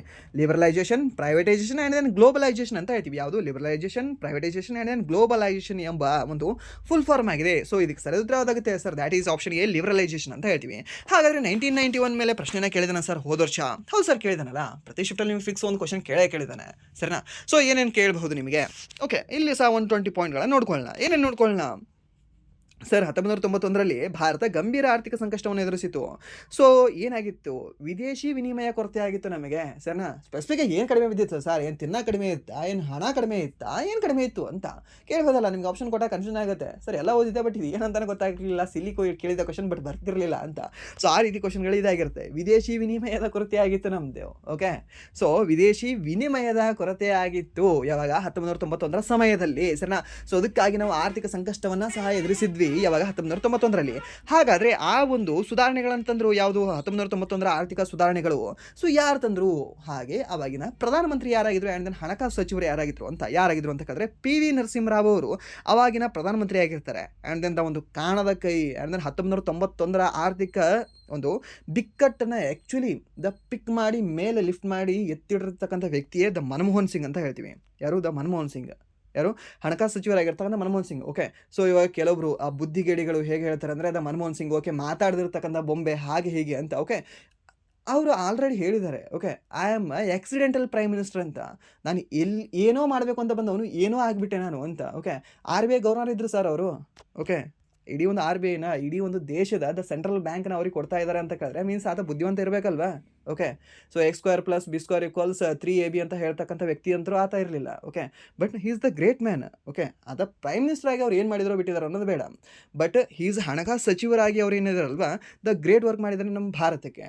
ಇವಾಗಾದರೂ ಸಹ ಇವ್ರ ಮೇಲೆ ಫಾರಿನ್ನಲ್ಲಿ ಎಕನಾಮಿಕ್ಸಲ್ಲಿ ಸ್ಟಡಿ ಮಾಡ್ತಿದ್ದಾರೆ ವಿದ್ಯಾರ್ಥಿಗಳು. ಓಕೆ, ಬಟ್ ನಮ್ಮ ಭಾರತ ದೇಶದಲ್ಲಿ ಎಂತಹ ಬುದ್ಧಿವಂತರಿದ್ದಾರೆ ಅಂತಂದರೆ ದ ವಾಟ್ಸಪ್ ಯೂನಿವರ್ಸಿಟಿಯಿಂದ ಡಿಗ್ರಿ ತೆಗೆದುಕೊಂಡು ಇವರನ್ನೇ ಬೈತಾರೆ. ಓಕೆ, ಬಟ್ ದ ಕ್ಲಾರಿಟಿ ಇರಲಿ, ದ ರಿಯಾಲಿಟಿ ಇರಲಿ ಲೈಫಲ್ಲಿ. ಓಕೆ, ಅವ್ರಿಗೆ ಕೊಡ್ತಕ್ಕಂಥ ಒಂದು ಬೆಲೆ ನಾವು ಕೊಡಬೇಕಾಗತ್ತೆ. And then P V Narasimha Rao ಅವರು. ಓಕೆ, ಪಿ ವಿ ನರಸಿಂಹರಾವ್ ಅವರು ಹೀಸ್ ಅ ಕಾಂಗ್ರೆಸ್ ಆಗಿದ್ರು ಸಹ but the main man, the first phase ಆಗಿರ್ತಾರೆ ಇವರು. ಓಕೆ, ಯಾಕಂದರೆ ಪ್ರಧಾನಮಂತ್ರಿನೇ ಫಸ್ಟ್ ಫೇಸ್ ಅಲ್ವಾ?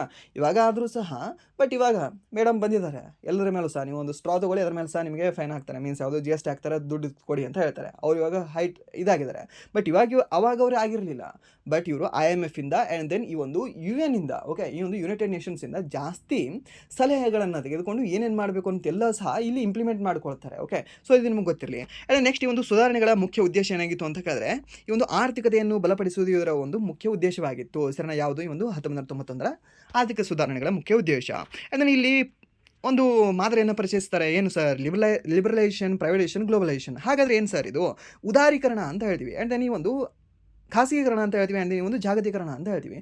ಸೊ ಇದಕ್ಕಿಂತ ಮುಂಚೆ ಏನಾಗಿತ್ತು ಅಂದರೆ ಒಂದು ಸ್ಮಾಲ್ ಬೌಂಡ್ರಿಯಲ್ಲಿ ಇದ್ವಿ ನಾವು. ಬಾವಿ ಕಪ್ಪೆ ಆಗಿಬಿಟ್ಟಿದ್ವಿ ನಮ್ಮ ಭಾರತ. ಓಕೆ, ಸೊ ಇದು ಬಾವಿ ಕಪ್ಪೆ ಆಗೋದು ಬೇಡ. ಸೊ ನಾನೇನು ಮಾಡ್ತೀನಿ? ಲಿಬರಲೈಸ್ ಮಾಡ್ತೀನಿ, ಉದಾರವಾಗಿ ನಾನು ಮನಸ್ಸು ಮಾಡ್ತೀನಿ, ಬೇರೆ ಕಪ್ಪೆಗಳು ಸಹ ನನ್ನ ಒಂದು ಬಾವಿಯಲ್ಲಿ ಬರಲಿ ಅಂತ. ಅದನ್ನು ಈ ಒಂದು ಪ್ರೈವೇಟೈಸೇಷನ್ ಮಾಡ್ತೀನಿ. ಮೀನ್ಸ್ ಈ ಒಂದು ಬಾವಿ ಏನಿದೆ ಅಲ್ವಾ, ಜಸ್ಟ್ ಗೌರ್ಮೆಂಟ್ ಮಾತ್ರ ಅಂತಲ್ಲ ಎಲ್ಲರೂ ಸಹ ಇದನ್ನು ಬಳಸ್ಕೊಳ್ಳಿ ಅಂತ ಮಾಡಿದ್ರು. ಅದನ್ನು ನೆಕ್ಸ್ಟ್ ಈ ಒಂದು ಗ್ಲೋಬಲೈಸೇಷನ್ ಮಾಡ್ತಾರೆ. ಮೀನ್ಸ್ ಇಲ್ಲಿರ್ತಕ್ಕಂತಹ ಬಾವಿಗಳಲ್ಲಿ ಮೀನ್ಸ್ ಬೇರೆ ಒಂದು ನೀರು ಸಹ ಬರಲಿ ಆ್ಯಂಡ್ ದೆನ್ ಈ ಒಂದು ಬಾವಿ ಹೋಗಿ ಸಮುದ್ರ ಆಗಲಿ ಅಂತ ಆಶಯಪಟ್ಟರು. ಸರಿನಾ? ಸೊ ಮೀನ್ಸ್ ಇದೇ ಆಗುತ್ತೆ ಲಿಬರಲೈಸೇಷನ್, ಪ್ರೈವೇಟೈಸೇಷನ್, ಗ್ಲೋಬಲೈಸೇಷನ್ ಅಂತ ಹೇಳ್ತೀವಿ. ಜಸ್ಟ್ ಏನಿಲ್ಲ, ಈ ಒಂದು ಟಾಪಿಕ್ ಮೇಲೆ ನಿಮಗೆ ಸಿಂಪಲ್ ಕ್ವಶನ್ ಇರುತ್ತೆ, ಎಕ್ಸಾಮ್ ಸಿಂಪಲ್ ಕ್ವಶನ್ ಇರುತ್ತೆ. ಓಕೆ, ಎಕ್ಸಾಕ್ಟ್ ನಿಮಗೆ ಇದೇ ಒಂದು ಡಾಟಾ ಹೇಳು, ಅದನ್ನು ಹೇಳು, ಇದನ್ನು ಹೇಳು ಅಂತ ಯಾವುದು ಸಹ ನಿಮಗೆ ಕೇಳಲ್ಲ ಎಕ್ಸಾಮಲ್ಲಿ. ಬಟ್ ಸ್ಟೇಟ್ಮೆಂಟ್ ಕೊಟ್ಟಿರ್ತಾನೆ. ಆ ಸ್ಟೇಟ್ಮೆಂಟ್ ಮೇಲೆ ನೀವು ಸ್ವಲ್ಪ 4 ಆಪ್ಷನ್ ಓದಿ. ಫಸ್ಟ್ ಈ ಕ್ವಶನ್ ಬಂತ 1991 ಮೇಲೆ ನಿಮ್ಗೆ ಏನಾದರೂ ಕ್ವಶನ್ ಬಂತ, ಸ್ಟೇಟ್ಮೆಂಟ್ ಕೊಟ್ಟಿದ್ದಾನೆ, ಫಸ್ಟ್ 4 ಸ್ಟೇಟ್ಮೆಂಟ್ನ ಓದಿ ಸರ್. ಒಂದು ನಿಮಿಷ ಹೋಗಲಿ ಅಲ್ಲಿ. ಓಕೆ, ಸೊ ಅದನ್ನು ಓದ ನಂತರ ಹಾಕಿ ನಿಮ್ಗೆ ಗೊತ್ತಾಗುತ್ತೆ, ನಿಮ್ಮ ಮೈಂಡ್ ಹೇಳುತ್ತೆ ಇದು ಕರೆಕ್ಟ್ ಇದೆ ಅಂತ. ಓಕೆ, ಯಾಕಂದರೆ ಲಾಸ್ಟ್ ಟೈಮ್ ನಾನು ಸಾಕಷ್ಟು ನೋಡಿದ್ದೀನಿ. ಜಸ್ಟ್ ಸಿಂಪಲ್ ಏನು ಡಮ್ಮಿ ಇದ್ದಾವೆ ಯಾವುದು ಅಂತ ಸ್ಟೇಟ್ಮೆಂಟ್ಗಳೆಲ್ಲವೂ ಸಹ ಆ ರೀತಿ ಕೇಳಿದ್ದಾನೆ. ಓಕೆ, ಅದನ್ನು ನೀವು ನೋಡ್ಕೊಳ್ಳಿ. ಅಂದರೆ ನೆಕ್ಸ್ಟ್ ಈ ಒಂದು ಏನೇನು ಮಾಡ್ತಾರೆ? ಕೈಗಾರಿಕಾ ಲೈಸೆನ್ಸ್ ವ್ಯವಸ್ಥೆಯನ್ನು ಕಡಿತಗೊಳಿಸಲಾಯಿತು. ಓಕೆ, ಸೊ ಇದಕ್ಕಿಂತ ಮುಂಚೆ ಕೈಗಾರಿಕೆಗೆ ಲೈಸೆನ್ಸ್ ವ್ಯವಸ್ಥೆ ಏನಿದೆ ಅಲ್ವಾ, ಸೊ ಅದನ್ನು ಜಾಸ್ತಿ ಪೀಕಲ್ಲಿ ಇಟ್ಟಿರ್ತಾರೆ. ಸೊ ಅದನ್ನು ಸ್ವಲ್ಪ ಕಡಿಮೆ ಮಾಡ್ತಾರೆ. ಆ್ಯಂಡ್ ನೆಕ್ಸ್ಟ್ ಈ ಒಂದು ಖಾಸಗಿ ಕ್ಷೇತ್ರಕ್ಕೆ ಹೆಚ್ಚಿನ ಅವಕಾಶ ನೀಡಲಾಗ್ತಾರೆ. ಆ್ಯಂಡ್ ನೆಕ್ಸ್ಟ್ ಈ ಒಂದು ಆಮದು ನಿಯಂತ್ರಣವನ್ನು ಕಡಿಮೆ ಮಾಡಲಾಗ್ತದೆ. ಓಕೆ, ಆಮದು ಏನಿದೆ ಅಲ್ವಾ, ಆಮದು ಮಾಡೋದಕ್ಕೆ ಜಾಸ್ತಿ ನಿಯಂತ್ರಣವನ್ನು ಹಾಕಿರ್ತಾರೆ ಇವರು. ಓಕೆ, ಜಾಸ್ತಿ ನಿಯಂತ್ರಣವನ್ನು ಇಟ್ಕೊಂಡಿರ್ತಾರೆ. ಸೊ ಅದನ್ನು ಕಡಿಮೆ ಮಾಡ್ತಾರೆ. ಓಕೆ, ಬರಲಿ ಅಂತ ಹೇಳ್ಬಿಡ್ತಾರೆ. ಆಮೇಲೆ ಪ್ರೈವೇಟೈಸೇಷನಲ್ಲಿ ಏನೇನು ಮಾಡ್ಕೊಳ್ತಾರೆ ಅಂತ ಕೇಳಿದ್ರೆ ಈ ಒಂದು ಸಾರ್ವಜನಿಕ ಕ್ಷೇತ್ರದ ಸಂಸ್ಥೆಗಳನ್ನು ಮಾರಾಟ ಮಾಡ್ತಾರೆ. ಎಲ್ಲ ಸಹ ಗೌರ್ಮೆಂಟ್ ಇಟ್ಕೊಂಡು ಹೇಗೆ ಸರ್ ಅದನ್ನು ಹೇಗೆ ಬೆಳೀತದೆ? ಎಲ್ಲ ಸಹ ಲಂಚ ತಿನ್ನೋರು ಆಗ್ತಾರೆ. ಸೊ ಪ್ರೈವೇಟ್ ಆದರೆ ಅದು ಏನಾಗುತ್ತೆ, ಸೊ ಸ್ವಲ್ಪ ಆದರೂ ಏನಾದರೂ ಬೆಳವಣಿಗೆ ಕಾಣಬಹುದೇನೋ ಅಂತ ಅದನ್ನು ಮಾಡ್ತಾರೆ. ಓಕೆ, ಆ್ಯಂಡ್ ನೆಕ್ಸ್ಟ್ ಈ ಒಂದು ಗ್ಲೋಬಲೈಸೇಷನಲ್ಲಿ ಏನು ಅಂತಂದರೆ ಈ ಒಂದು FDI ವಿದೇಶಿ ಹೂಡಿಕೆಗಳಿಗೆ ಅವಕಾಶ ನೀಡಲಾಗ್ತದೆ. ಹಾಗಾದರೆ ಇವಾಗ ಇತ್ತೀಚೆಗೆ FDIಯಲ್ಲಿ ಅತಿ ಹೆಚ್ಚು ಆಕರ್ಷಣೆಯನ್ನು ಹೊಂದಿರತಕ್ಕಂಥ ಒಂದು ರಾಜ್ಯ ಯಾವುದು ಅಂತ? ಯಾವ ರಾಜ್ಯ ಸರ್ ಅದು? ಯಾವುದಂದರೆ ಮಹಾರಾಷ್ಟ್ರ ರಾಜ್ಯ ಫಸ್ಟ್ ಇರುತ್ತೆ ಆಲ್ಮೋಸ್ಟ್ ಸಮ್ ಟೈಮ್ ಗುಜರಾತ್ ಮತ್ತು ಇಲ್ಲ ಅಂದರೆ ನಮ್ಮ ಕರ್ನಾಟಕ, ಇಲ್ಲ ಅಂದರೆ ಯಾವುದು ಅಂದರೆ ಈ ಒಂದು ತೆಲಂಗಾಣ ಆಗಬಹುದು.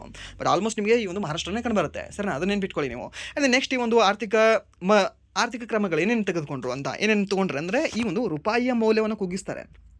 ನೆನ್ಪಿಟ್ಕೊಳ್ಳಿ ಇದನ್ನು. ಓಕೆ, ಇದು ಸ್ಟೇಟ್ಮೆಂಟನ್ನು ಐ ಥಿಂಕ್ ಇನ್ನು CPO ಎಕ್ಸಾಮಲ್ಲಿ ಏನೋ ಕೊಟ್ಟಿದ್ದ ಅನಿಸುತ್ತೆ. CPO ಹೌದಾ? ಓಕೆ, ಮೇ ಬಿ CPOನೇ ಇರ್ಬೋದು. SSC ಎಕ್ಸಾಮಲ್ಲಿ ಲಾಸ್ಟ್ ಇಯರೇ ಕೇಳಿದೆ ಇದನ್ನು. ಓಕೆ, ಸ್ಟೇಟ್ಮೆಂಟಲ್ಲಿ ಕೊಟ್ಟು ಕೇಳಿದ್ದಾನೆ ಇದನ್ನು. ರೂಪಾಯಿಯ ಮೌಲ್ಯವನ್ನು ಕುಗ್ಗಿಸಲಾಗ್ತದೆ ಆ್ಯಕ್ಚುಲಿ ಯಾವಾಗ ಇನ್ 1991 ಒಂದು ಆರ್ಥಿಕ ಸುಧಾರಣೆಗಳಲ್ಲಿ. ಆ್ಯಂಡ್ ದೆನ್ ನೆಕ್ಸ್ಟ್ ಈ ಒಂದು ಬ್ಯಾಂಕಿಂಗ್ ಕ್ಷೇತ್ರದಲ್ಲಿ ಸುಧಾರಣೆ ಮಾಡ್ತಾರೆ. ಆ್ಯಂಡ್ ದೆನ್ ತೆರಿಗೆ ವ್ಯವಸ್ಥೆಯನ್ನು ಸರಳಗೊಳಿಸ್ತಾರೆ. ಆ್ಯಂಡ್ ದೆನ್ ಆಮದು ರಫ್ತು ನೀತಿಯನ್ನು ಸುಧಾರಣೆ ಮಾಡ್ತಾರೆ. ಈ ಪಾಯಿಂಟನ್ನು ನೆನ್ಪಿಟ್ಕೊಳ್ಳಿ ಮತ್ತೆ. ಓಕೆ, ಆ್ಯಂಡ್ ದೆನ್ ನೆಕ್ಸ್ಟ್ ಪರಿಣಾಮ ಏನೇನಾಗ್ತವೆ? ಓಕೆ, ಇದೆಲ್ಲ ಸಹಪರಿಣಾಮ ಹೋಗ್ತದೆ. ಆರ್ಥಿಕ ಬೆಳವಣಿಗೆ ವೇಗವಾಗ್ತದೆ, ವಿದೇಶಿ ಹೂಡಿಕೆ ಹೆಚ್ಚಾಗ್ತದೆ, ಆ್ಯಂಡ್ ದೆನ್ ಸ್ಪರ್ಧಾತ್ಮಕತೆ ಹೆಚ್ಚಾಗ್ತದೆ, ಆ್ಯಂಡ್ ದೆನ್ ಸೇವಾ ಕ್ಷೇತ್ರದ ಅಭಿವೃದ್ಧಿ ಸಹ ಹೆಚ್ಚಾಗ್ತದೆ. ಓಕೆ, ಸೊ ಇದನ್ನು ನೆನ್ಪಿಟ್ಕೊಳ್ಳಿ. ಆ್ಯಂಡ್ ದೆನ್ ನೆಕ್ಸ್ಟ್ ಪ್ರಶ್ನೆ, ಭಾರತದ ಕರಾವಳಿ ಉದ್ದದಲ್ಲಿ ಅತಿ ಉದ್ದವಾದ ಕರಾವಳಿಯನ್ನು ಹೊಂದಿರತಕ್ಕಂಥ ರಾಜ್ಯ ಯಾವುದು ಅಂತ. ಸರ್, ನಮ್ಮ ಭಾರತದಲ್ಲಿ 28 ರಾಜ್ಯಗಳಿದ್ದಾವೆ. ಎಷ್ಟು ರಾಜ್ಯಗಳಿದೆ? 28 ರಾಜ್ಯಗಳಿದ್ದಾವೆ.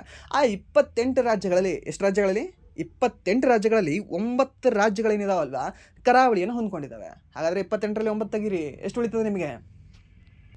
ಸರ್ 19 ಉಳಿತದ? ಓಕೆ, ಸೊ ಅದು ಕರಾವಳಿಯನ್ನು ಹಂಚ್ಕೊಂಡಿಲ್ಲ. ನಿಮ್ಗೆ ಹೀಗೆ ಸಹ ಕೇಳ್ತಾನೆ. ಓಕೆ, ಬಟ್ ನಿಮಗೆ ಕರಾವಳಿಯನ್ನು ಹಂಚ್ಕೊಂಡಿರ್ತಕ್ಕಂಥ ರಾಜ್ಯಗಳು ಗೊತ್ತಿರಲಿ ಎಷ್ಟು ಅಂದರೆ 9 ರಾಜ್ಯಗಳು ಹಂಚ್ಕೊಂಡಿದ್ದಾವೆ. ಯಾವ್ದು ಹಂಚ್ಕೊಂಡಿದ್ದಾವೆ ಸರ್? ಇಲ್ಲಿ ಗುಜರಾತ್ ಹಂಚ್ಕೊಂಡಿದೆ. ಗುಜರಾತ್ ಕೆಳಗೆ ಮಹಾರಾಷ್ಟ್ರದ ಕೆಳಗೆ ಕರ್ನಾಟಕದ ಸ್ವಲ್ಪ ಇಲ್ಲಿ ಪಕ್ಕ ಗೋವಾದ ಕೆಳಗೆ ಇಲ್ಲಿ ಯಾವುದಂದ್ರೆ ಕೇರಳ ಅಂತ ಹೇಳ್ತೀವಿ. ಅದೇ ನೆಕ್ಸ್ಟ್ ಇಲ್ಲಿ ತಮಿಳುನಾಡು ಮೇಲೆ ಆಂಧ್ರ ಪ್ರದೇಶದ ಮೇಲೆ ನಿಮ್ಗೆ ಒಡಿಶಾದ ಮೇಲೆ ವೆಸ್ಟ್ ಬೆಂಗಾಲ್ ಅಂತ ಹೇಳ್ತೀವಿ. ಎಷ್ಟು? 1 2 3 4 5 6 7 8 9 ಗೊತ್ತಾಯ್ತಾ? 9 ಇದು ನೆನಪಿಟ್ಕೊಳ್ಳಿ. ಸೊ ಹಾಗಾದರೆ ಇದರಲ್ಲಿ ಅತಿ ಉದ್ದವಾದ ಕರಾವಳಿಯನ್ನು ಹೊಂದಿರತಕ್ಕಂಥ ರಾಜ್ಯ ಯಾವುದು 2025ರ ಡಾಟಾದ ಪ್ರಕಾರ ಅಂತ ಅವಾಗ ನೀವು ಹೇಳಬೇಕಾಗುತ್ತೆ. ಸರ್ ದ್ಯಾಟ್ ಈಸ್ ಈ ಒಂದು ಗುಜರಾತ್ ಅಂತ ಹೇಳ್ತೀವಿ. ಸರ್ ಯಾವುದು? ಈ ಒಂದು ಗುಜರಾತ್. ಹಾಗಾದರೆ ಅದರ ಎಕ್ಸಾಕ್ಟ್ ಡಾಟಾಗಳನ್ನ ನೋಡ್ಕೊಳ್ಳೋಣವಾ? ಎಷ್ಟು ಸರ್? ಗುಜರಾತ್ ಎಷ್ಟು ಕೋಸ್ಟ್ ಲೈನನ್ನು ಹೊಂದಿದೆ ಅಂತ? ಎಷ್ಟು ಅಂದರೆ 2340 ಕಿಲೋಮೀಟರ್ ಕೋಸ್ಟ್ ಲೈನನ್ನು ಹೊಂದಿದೆ. ಸರ್ ಏನು ಸರ್ ರಾಂಗ್ ಡಾಟಾ ತಂದಿದ್ದೀರಾ ನೀವು? 1600 ಅಂತ ನಾನು ಸಾಕಷ್ಟು ಬುಕ್ಗಳಲ್ಲಿ ಓದಿದ್ದೀನಿ, ಇವಾಗ ಎಕ್ಸಾಮಲ್ಲಿ ಸರ್ ಟಿಕ್ ಹಾಕಿದ್ದೀನಿ ಅಂತ. ಓಕೆ, ಬಟ್ ನಾನೇನು ಹೇಳ್ತಾ ಇದ್ದೀನಿ 2025 ಏಪ್ರಿಲ್ನ ನ್ಯೂ ಡಾಟಾ ಪ್ರಕಾರ ಹೇಳ್ತಾ ಇದ್ದೀನಿ ನಾನು ಇದನ್ನು. ಓಕೆ, ಯಾಕಂದರೆ ಚೇಂಜ್ ಆಗಿದೆ, ನೆನ್ಪಿಟ್ಕೊಳ್ಳಿ. ಚೇಂಜ್ ಆಗಿದೆ ಅನ್ನೋ ಕಾರಣಕ್ಕಾಗೇ ಕೇಳ್ತಾನೆ ಇದರ ಮೇಲೆ. ಓಕೆ, ಸೊ ಈ ಒಂದು ಗುಜರಾತ್ 2340 ಕಿಲೋಮೀಟರ್ ಕೋಸ್ಟಲನ್ನು ಹೊಂದಿದೆ. ಆ್ಯಂಡ್ ದೆನ್ ಸೆಕೆಂಡ್ ಹೈಯೆಸ್ಟ್ ಯಾವುದು ಹೊಂದಿದೆ ಸರ್ ಅಂತ ಕೇಳಿದ್ರೆ ಅವಾಗ ನೀವು ಹೇಳ್ತಿದ್ರಿ ಸರ್ ಆಂಧ್ರ ಪ್ರದೇಶ ಹೊಂದಿದೆ. ಎಷ್ಟು? 1000 ಕಿಲೋಮೀಟರ್ ಹೊಂದಿದೆ ಅಂತ. ಸೊ ಹಾಗಾದರೆ ಇದು ಸಹ ಸ್ವಲ್ಪ ಹೆಚ್ಚಾಗಿ ಇದೇ ಸಹ ಸೆಕೆಂಡಲ್ಲಿ ಇರುತ್ತೆ. ಹೌದಾ? ರಾಂಗ್, ಅದು ನಿಮ್ಮ ಅಸಂಪ್ಷನ್. ಓಕೆ, ಯಾಕೆ ಅಂದರೆ ಸೆಕೆಂಡಲ್ಲಿ ಬಂದಿರತಕ್ಕಂಥದ್ದು ತಮಿಳುನಾಡು. ಎಷ್ಟು? 1068 ಕಿಲೋಮೀಟರ್ ಕರಾವಳಿಯನ್ನು ಹೊಂದು ಇದು ಸೆಕೆಂಡ್ ಪ್ಲೇಸಲ್ಲಿ ಬಂದಿದೆ ಇವಾಗ. ಹಾಗಾದರೆ ಥರ್ಡ್ ಪ್ಲೇಸಲ್ಲಿ ಯಾರು ಹೋಗಿದ್ದಾರೆ ಸರ್ ದ್ಯಾಟ್ ಈಸ್ ಈ ಒಂದು ಆಂಧ್ರ ಪ್ರದೇಶ. ಎಷ್ಟು ಕಿಲೋಮೀಟರ್ ಹೊಂದಿದೆ? 1053 ಕಿಲೋಮೀಟರ್ ಕರಾವಳಿಯನ್ನು ಹೊಂದಿದೆ. ಯಾವುದು? ಈ ಒಂದು ಆಂಧ್ರ ಪ್ರದೇಶ. ಹಾಗಾದರೆ 3ನೇ ಸ್ಥಾನದಲ್ಲಿ ಯಾರಿದ್ದಾರೆ ಸರ್ ದ್ಯಾಟ್ ಈಸ್ 3ನೇ ಸ್ಥಾನದಲ್ಲಿ ನಮ್ಮ ಮಹಾರಾಷ್ಟ್ರ. 4ನೇ ಸ್ಥಾನದಲ್ಲಿ ಈ ಒಂದು ಮಹಾರಾಷ್ಟ್ರ. ಅಂದರೆ 5ನೇ ಸ್ಥಾನದಲ್ಲಿ ಯಾರಿದ್ದಾರೆ ಸರ್? 5ನೇ ಸ್ಥಾನದಲ್ಲಿ ಈ ಒಂದು ವೆಸ್ಟ್ ಬೆಂಗಾಲ್ ಅಂತ ಹೇಳ್ತೀವಿ. 6ನೇ ಸ್ಥಾನದಲ್ಲಿ ಒಡಿಶಾ ಅಂತ ಹೇಳ್ತೀವಿ. ಆ್ಯಂಡ್ ದೆನ್ 7ನೇ ಸ್ಥಾನದಲ್ಲಿ ಈ ನಮ್ಮ ಕೇರಳ ಅಂತ ಹೇಳ್ತೀವಿ. ಓಕೆ, ಇಲ್ಲ 6ನೇ ಸ್ಥಾನದಲ್ಲಿ ಕೇರಳ. ಆ್ಯಂಡ್ ದೆನ್ 7ನೇ ಸ್ಥಾನದಲ್ಲಿ ಒಡಿಶಾ. ಆ್ಯಂಡ್ ದೆನ್ ನೆಕ್ಸ್ಟ್ ಈ ಒಂದು 8ನೇ ಸ್ಥಾನದಲ್ಲಿ ಸರ್ ನಮ್ಮ ಕರ್ನಾಟಕ. ಆ್ಯಂಡ್ ದೆನ್ 9ನೇ ಸ್ಥಾನದಲ್ಲಿ ಈ ಒಂದು ಗೋವಾ ಅಂತ ಹೇಳ್ತೀವಿ. ಹಾಗಾದರೆ ನಮ್ಮ ಕರ್ನಾಟಕದ ಎಷ್ಟು ಸರ್? ಫ್ಯಾನ್ಸಿ ನಂಬರ್ ಇದೆ ನೋಡಿ ಮತ್ತೆ. ಎಷ್ಟು? 343. ಓಕೆ, ಏನಂತೆ 343 ಆರ್ಟಿಕಲ್ ಏನಂತ ಹೇಳುತ್ತೆ ಅದನ್ನು ಹೇಳಿ ಫಸ್ಟ್. ಮತ್ತೆ ನೆನಪು ಮರ್ತ್ಬಿಟ್ರಾ ಸರ್? ನೆನಪಿದೆ ಸರ್? ಏನು ಸರ್? ನಮ್ಮ ಹಿಂದಿ ಅನ್ನೋದು ನಮ್ಮ ಅಧಿಕೃತ ಭಾಷೆ ಅಂತ ಹೇಳುತ್ತೆ ಸರ್. ಯಾವುದು? 343 143 ಆ್ಯಂಡ್ ದೆನ್ 243 343 ನಿಮ್ಗೆ ಹೇಳಿದ್ದೆ ಅಲ್ವಾ? ನೆನಪಿದೆಯಾ? ಅಧಿಕೃತ ಭಾಷೆಯ ಬಗ್ಗೆ ನಮ್ಮ ಭಾರತದ ಅಧಿಕೃತ ಭಾಷೆ ಹಿಂದಿ ಎಂದು ಹೇಳ್ತಕ್ಕಂಥದ್ದೇ 343 ಅನ್ನೋದು ವಿಧಿ. ಓಕೆ, ಇದು ನೆನಪಿಟ್ಕೊಳ್ಳಿ. ಆ್ಯಂಡ್ ದೆನ್ ನೆಕ್ಸ್ಟ್ ಈ ಗೋವಾದು ನಮ್ಮ ಕರ್ನಾಟಕದ ಏನಿದೆ ಅಲ್ವಾ ಈ ಒಂದು ಕೋಸ್ಟಲ್ ಲೆಂತ್ ಸಹ ನಿಮಗೆ 343 ಕಿಲೋಮೀಟರ್ ಕಂಡು ಬರುತ್ತೆ. ಆ್ಯಂಡ್ ದೆನ್ ಈ ಒಂದು ಗೋವಾದ ಎಷ್ಟಿದೆ ಸರ್? ನಾವು 3 ಇದ್ದಾವೆ, ಅವರು ಸಹ 3 ಇರ್ತಾರೆ ಸರ್. ಎಷ್ಟು? 193 ಇದ್ದಾರೆ ಅವರು. ಓಕೆ, ಇದು ನೆನ್ಪಿಟ್ಕೊಳ್ಳಿ. ಇದನ್ನು ಕೇಳ್ತಾನೆ ನಿಮಗೆ ಡಾಟಾ ಕೇಳ್ತಾನೆ. ಲಾಸ್ಟ್ ಇಯರೇ ನಿಮಗೆ ಡಾಟಾ ಕೇಳಿದಾನೆ ಅಂದರೆ ಈ ವರ್ಷ ಚೇಂಜ್ ಆಗಿದೆ. ಸೊ ಅದು ಕೇಳ್ತಾನೆ ಸರ್. ಹಾಗಾದರೆ ಈ ಒಂದು ಯೂನಿಯನ್ ಟೆರಿಟರೀಸ್ ಸಹ ಹೇಳ್ಬಿಡಿ ಸರ್, ಅದು ಎಷ್ಟು ಹೊಂದ್ಕೊಂಡಿದ್ದಾವೆ ಸರಿನಾ? ಯಾವ್ದು ಹೊಂದ್ಕೊಂಡಿದ್ದಾವೆ ಸರ್? ಯಾವುದು ಅಂತ ಕೇಳಿದ್ರೆ ಈ ಒಂದು ಅಂಡಮಾನ್ ನಿಕೋಬಾರ್ ಕೋಸ್ಟಲನ್ನು ಹೊಂದಿದೆ. ಅತಿ ಹೆಚ್ಚು ಕೋಸ್ಟಲನ್ನು ಹೊಂದಿರತಕ್ಕಂಥ ಒಂದು ರಾಜ್ಯ ಅಥವಾ ಕೇಂದ್ರಾಡಳಿತ ಪ್ರದೇಶ ಅಂತ ಹೇಳಿದ್ರೆ ನಿಮಗೆ ಅಂಡಮಾನ್ ನಿಕೋಬಾರೇ.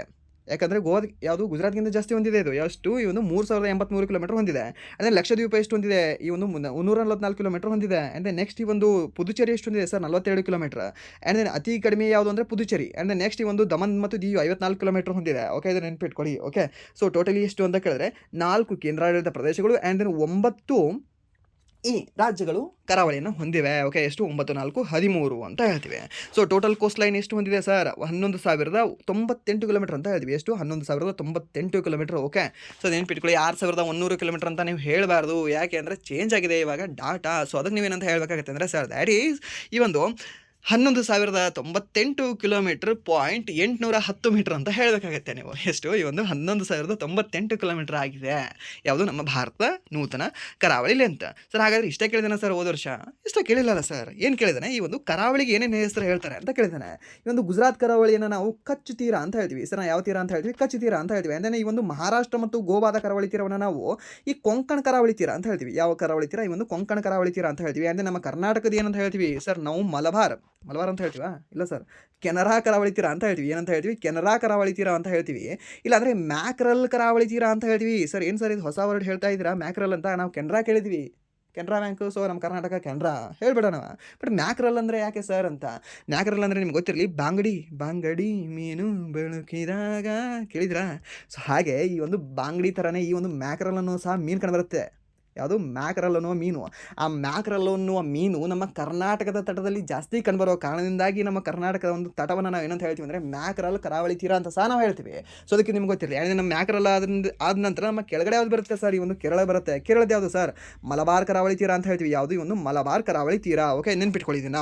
ಆ್ಯಂಡ್ ನೆಕ್ಸ್ಟ್ ಈ ಒಂದು ಆಂಧ್ರ ಪ್ರದೇಶ ಸರ್ಕಾರ ತೀರ ಅಂತ ಹೇಳ್ತೀವಿ. ಆ್ಯಂಡ್ ದೆನ್ ಒಡಿಶಾದು ಏನಂತ ಹೇಳ್ತೀವಿ? ಒಡಿಶಾದು ಉತ್ಕಲ್ ತೀರ ಅಂತ ಹೇಳ್ತೀವಿ. ಏನಂತ ಹೇಳ್ತೀವಿ? ಒಂದು ಉತ್ಕಲ್ ತೀರ ಅಂತ ಹೇಳ್ತೀವಿ. ಅಂದರೆ ಈ ಒಂದು ವೆಸ್ಟ್ ಬೆಂಗಾಲ್ದು ವಂಗ ತೀರ ಅಥವಾ ಭಂಗ ತೀರ ಅಂತ ಹೇಳ್ತೀವಿ. ಏನಂತ ಹೇಳ್ತೀವಿ? ಒಂದು ವಂಗ ಅಥವಾ ಈ ಒಂದು ಭಂಗ ತೀರ ಅಂತ ಹೇಳ್ತೀವಿ. ಇದನ್ನು ನೆನ್ಪಿಟ್ಕೊಳ್ಳಿ. ಓಕೆ, ಆ್ಯಂಡ್ ದೆನ್ ಸರ್ ಈ ಒಂದು ಇದ್ರದ್ದು ಹೇಳಿಲ್ಲಲ್ಲ, ಯಾವುದು? ಯುನೈಟೆಡ್ ಟೆರಿಟರೀಸ್ದು.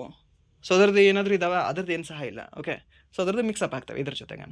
ಈ ದೀವ್ ದಮನ್ ನಿಮಗೆ ಕೇಳ್ಬೋದು, ಸರ್ ದೀವ್ ದಮನ್ ಏನಾಗಿದೆ ಅಂತ. ದೀವ್ ದಮನ್ ಸಹ ನಿಮಗೆ ಕೊಂಕಣ ಕರಾವಳಿ ತೀರ ಅಂತಲೇ ಕರೀತಾರೆ. ಸರ್ ಪುದುಚೇರಿದು ಅಂತ ಕೇಳ್ಬೋದು ನಿಮಗೆ. ಪುದುಚೇರಿದು ನಾವೇನಂತ ಹೇಳ್ತೀವಿ? ಇದೇ ಸರ್ಕಾರ ತೀರ ಅನ್ನೋದು ಒಂದು ಯಾವುದು ಮುಂದುವರೆದ ಭಾಗ ಅಂತ ಹೇಳ್ತೀವಿ. ಓಕೆ, ಇದನ್ನು ಸಹ ನೀವು ನೆನ್ಪಿಟ್ಕೊಳ್ಳಿ. ಇನ್ನೊಂದು ಮಿಸ್ ಮಾಡಿದೆವಲ್ವಾ? ಯಾವುದು? ಈ ಒಂದು ತಮಿಳ್ನಾಡು ಯಾವುದು ಅಂದರೆ ಕೋರಮಂಡಲ್ ಕರಾವಳಿ ತೀರ ಅಂತ ಹೇಳ್ತೀವಿ. ಯಾವುದು? ಈ ಒಂದು ಕೋರಮಂಡಲ್ ಕರಾವಳಿ ತೀರ ಅಂತ ಹೇಳ್ತೀವಿ. ನೆನ್ಪಿಟ್ಕೊಳ್ಳಿ. ಕೋರಮಂಡಲ್ ಕರಾವಳಿ ತೀರ ಅಂತ ಯಾವುದನ್ನು ಕರಿತೀವಿ ಅಂದರೆ ಈ ಒಂದು ತಮಿಳುನಾಡಿನ ಕರಾವಳಿ ತೀರವನ್ನು ನಾವು ಕರಿತೀವಿ. ಸರಿನಾ? ಸೊ ಅದು ನಿಮಗೆ ಸಾಕಷ್ಟು ಬಾರಿ ಹೇಳಿದ್ದೀನಿ, ಬಟ್ ಇವಾಗ ಮತ್ತೆ ಹೇಳ್ತಾ ಇದ್ದೀನಿ. ಇದ್ರ ಮೇಲೆ ಕ್ವಶನ್ ಬಂದರೆ ಫಿಕ್ಸ್ ನೀವು 1 ಮಾರ್ಕ್ಸ್ ತೊಗೊಳ್ಳೇಬೇಕು. 1 ಮಾರ್ಕ್ಸಲ್ಲಿ 2 ಮಾರ್ಕ್ಸ್ ತೊಗೊಳ್ಳೇಬೇಕು. ಯಾಕಂದರೆ ಒಂದು ಕ್ವಶನ್ ಬರುತ್ತೆ, 2 ಮಾರ್ಕ್ಸ್ ನಿಮ್ಗೆ ಬರಬೇಕು. ಓಕೆ, ಆ್ಯಂಡ್ ನೆಕ್ಸ್ಟ್ ಟಾಪಿಕ್ ಹೋಗೋಣ. ನೆಕ್ಸ್ಟ್ ಟಾಪಿಕ್ ಏನಿದೆ? ಈ ಒಂದು ಮಲ್ಟಿ ಡೈಮೆನ್ಷನಲ್ ಪಾವರ್ಟಿ ಇಂಡೆಕ್ಸ್ MPIನಲ್ಲಿ ಕೆಳಗಿನವುಗಳಲ್ಲಿ ಯಾವುದು ಪ್ರಮುಖ ಆಯಾಮವಾಗಿದೆ ಅಂತ ಕೊಟ್ಟಿದ್ದಾನೆ. ಸರ್ ಏನು ಸರ್ ಇದು ಹೊಸ ಕ್ವಶನ್ ತಂದ್ರೆ? ಏನು ಸರ್ ಇದು ಟಫ್ ಕ್ವಶನ್ ಇದು? ನಿಮ್ಗೆ ಗೊತ್ತಿರಲಿ, ಹೋದ ವರ್ಷ SSC GDಯಲ್ಲಿ ಮೋರ್ ದೆನ್ 20 ಶಿಫ್ಟ್ಗಳಲ್ಲಿ ಈ ಒಂದು ಕ್ವಶನ್ ಕೇಳಿದ್ದಾನೆ. ಯಾವುದು? ಈ ಒಂದು MPI ಮೇಲೆ. ಸರ್ ಇದೇ ಕ್ವಶನ್ ಕೇಳಿದಾನ? MPI ಟಾಪಿಕ್ ಮೇಲೆ ಕೇಳಿದಾನೆ. ಈ ಒಂದು MPI ಲಾಸ್ಟ್ ಇಂಡೆಕ್ಸ್ ಯಾವಾಗ ರಿಲೀಸ್ ಆಗಿದೆ ಅಂತ ಕೇಳಿದ್ರೆ 2023 ರಿಲೀಸ್ ಆಗಿದೆ. ಓಕೆ, ಸೊ ಇದ್ರದ್ದು ಬೇಕಾದರೆ ನಿಮ್ಗೆ PDF ಬೇಕು ಅಂತಂದರೆ ನಿಮಗೆ ಟೆಲಿಗ್ರಾಮ್ ಗ್ರೂಪಲ್ಲಿ ಹಾಕಿರ್ತೀನಿ. ಐ ಥಿಂಕ್ 400 and 500 ಪೇಜಸ್ ಇದೆ. ಸೊ ನೀವು ಬೇಕಾದರೆ ಓದ್ಕೊಳ್ಬೋದು. ಸೊ ಸಮ್ ಹೈಲೈಟೆಡ್ ಪಾಯಿಂಟ್ ಆದರೂ ನೀವು ನೋಡ್ಕೊಳ್ಬೋದು, ಚಿತ್ರಗಳು ಅದು ಇದು ಅಂತ ಹಾಕಿರ್ತೀನಿ. ಓಕೆ, ಬಟ್ ನಿಮಗೆ ಇದು ಇಂಪಾರ್ಟೆಂಟ್ ಆಗುತ್ತೆ. ಈ ಒಂದು ಮಲ್ಟಿ ಡೈಮೆನ್ಷನಲ್ ಪಾವರ್ಟಿ ಇಂಡೆಕ್ಸ್ ಏನಿದೆಯಲ್ಲ, ಸೊ ಇದು ನ್ಯಾಷನಲ್ ಪಾವರ್ಟಿ ಇಂಡೆಕ್ಸ್ ಅಂತ ನಾವು ಕನ್ಸಿಡರ್ ಮಾಡ್ಕೊಳ್ತೀವಿ. ಸೊ ಇದರ ಒಂದು ಪ್ರಮುಖ ಆಯಾಮ ಯಾವುದು ಅಂದರೆ ಇನ್ಕಮ್, ಎಜುಕೇಷನ್, ಇನ್ಫ್ಲೇಷನ್ ಅಥವಾ ಟ್ರೇಡ್ ಅಂತ ಕೇಳಿದ್ರೆ ಸರ್ ದ್ಯಾಟ್ ಈಸ್ ಎಜುಕೇಷನ್. MPIನಲ್ಲ, ಜೀವನದಲ್ಲೂ ಸಹ ದ ಫಸ್ಟ್ ಇಂಪಾರ್ಟೆಂಟ್ ಯಾವುದು ಅಂತ ಕೇಳಿದ್ರೆ ಅದು ಎಜುಕೇಷನೇ. Okay, first be educate person. Okay, so ಇದು ನೆನ್ಪಿಟ್ಕೊಳ್ಳಿ. ಆ್ಯಂಡ್ ದೆನ್ ಈ ಒಂದು ಇಂಡಿಕೇಟರ್ಸ್ ಬರ್ತವೆ ಇದಕ್ಕೆ. ಯಾವುದು? MPIಗೆ. Okay, national MPI and then ಈ ಒಂದು GPI. ಓಕೆ, ಗ್ಲೋಬಲ್ ಏನಿದೆ ಬರುತ್ತಲ್ವಾ, ಒಂದು global poverty index. Okay, so ಅದ್ರದ್ದು ಎರಡರದ್ದು ಸಹ ನಿಮಗೆ ಕೇಳ್ತಾನೆ. ಈ ಒಂದು ನ್ಯಾಷನಲ್ ಪಾವರ್ಟಿ ಇಂಡೆಕ್ಸ್ನ ಒಂದು ಸೂಚಕಗಳೆಷ್ಟು ಅಂತ. ಸರ್ ನಮ್ಮ ನ್ಯಾಷನಲ್ದು ಅಂತ ಕೇಳಿದ್ರೆ 12 ಅಂತ ಹೇಳ್ತೀವಿ.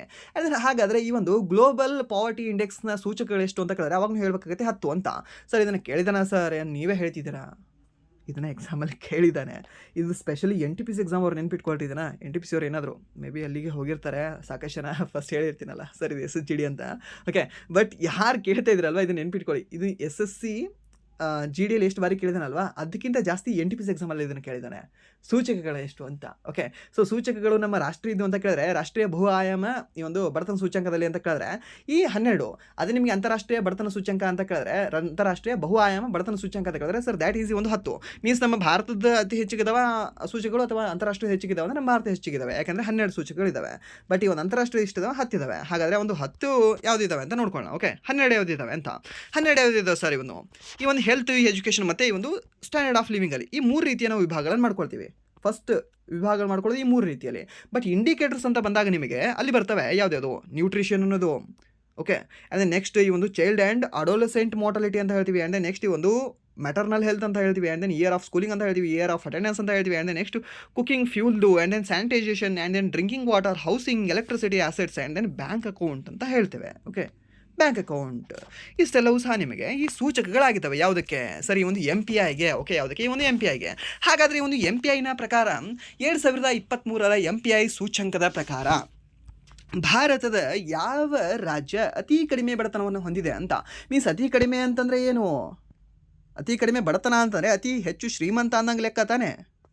ಓಕೆ, ನೀವು ಜಾಸ್ತಿ ಶ್ರೀಮಂತರಿದ್ದೀರಾ ಅಂತಂದ್ರೆ ಅದರ ಅರ್ಥ ಏನು? ನೀವು ಕಡಿಮೆ ಬಡತನವನ್ನು ಹೊಂದಿದ್ದೀರಾ ಅಂತ ಅದರ ಅರ್ಥ ಅಲ್ವಾ?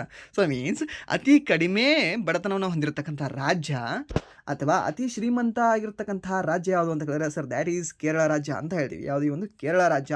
ಆ್ಯಂಡ್ ದೆನ್ ಅತಿ ಬಡತನವನ್ನು ಹೊಂದಿರತಕ್ಕಂಥ ರಾಜ್ಯ ಯಾವುದು ಅಂತ ಹೇಳಿದ್ರೆ ಯಾವುದು ಅತಿ ಬಡತನವನ್ನು ಹೊಂದಿರತಕ್ಕಂಥ ರಾಜ್ಯ ಸರ್ ದ್ಯಾಟ್ ಈಸ್ ಈ ಬಿಹಾರ ರಾಜ್ಯ ಅಂತ ಹೇಳ್ತೀವಿ. ಆ್ಯಂಡ್ ದೆನ್ ಬಿಹಾರ ಏನಾದರೂ ಆಪ್ಷನಲ್ಲಿ ಕೊಟ್ಟಿರಲಿಲ್ಲ, ಅವಾಗ ನೀವು ಹೇಳಬೇಕಾಗಿದೆ ಜಾರ್ಖಂಡ್ ಅಂತ. ಯಾಕಂದರೆ ಲಾಸ್ಟ್ ಇಯರ್ ಕೆಲವೊಂದು ಶಿಫ್ಟ್ಗಳಲ್ಲಿ ಬಿಹಾರ ಕೊಟ್ಟೇ ಇಲ್ಲ, ಜಾರ್ಖಂಡ್ ಕೊಟ್ಟಿದ್ದಾನೆ ಡೈರೆಕ್ಟಾಗಿ ಆನ್ಸರ್.